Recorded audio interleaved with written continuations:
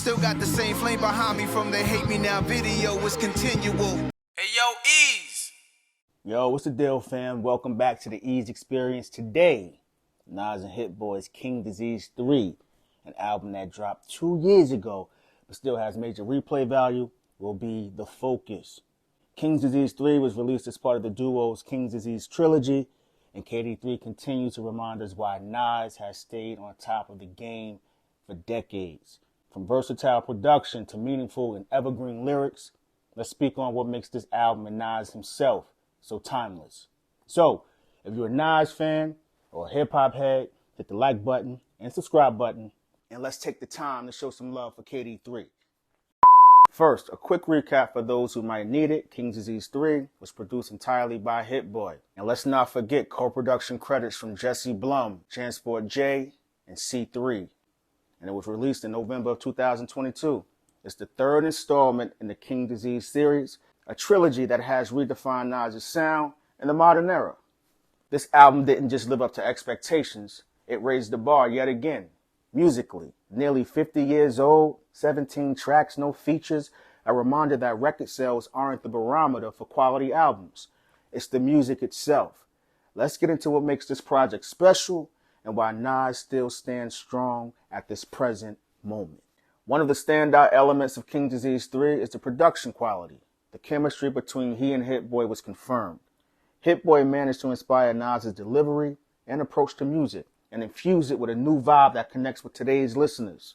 Songs like WTF SMH showcase that balance perfectly, mixing a bit of nostalgia with sounds that feel fresh.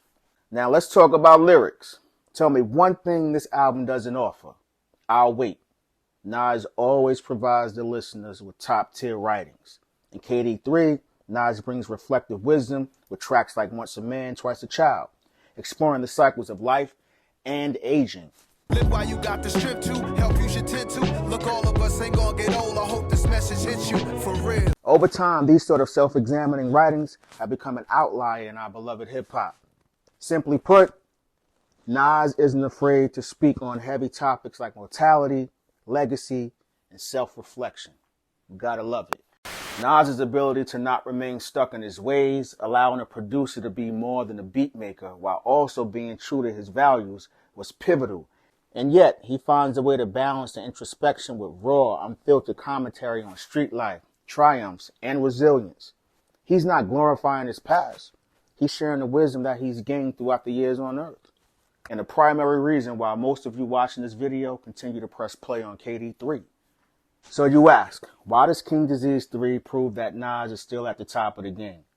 One reason is his impact on the new generation.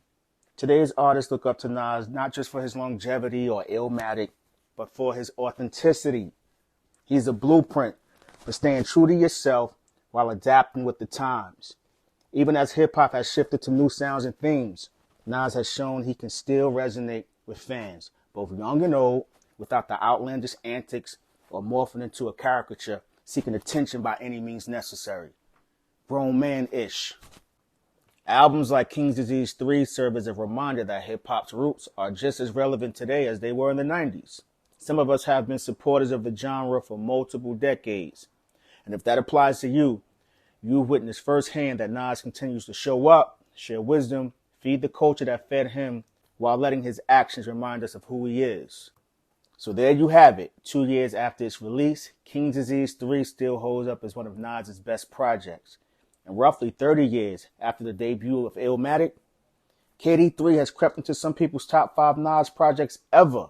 From elite lyricism to production that checks all boxes, Nas has proven that hip-hop has no age limit, destroying the narrative that doesn't apply to any other genre. Let me know what you think in the comment section. What's your favorite track of KD3? What's your favorite instrumental? And what is your favorite lyric? Let me know below. I appreciate y'all. Go get yours. Yeah. Hey, yo, Eeze.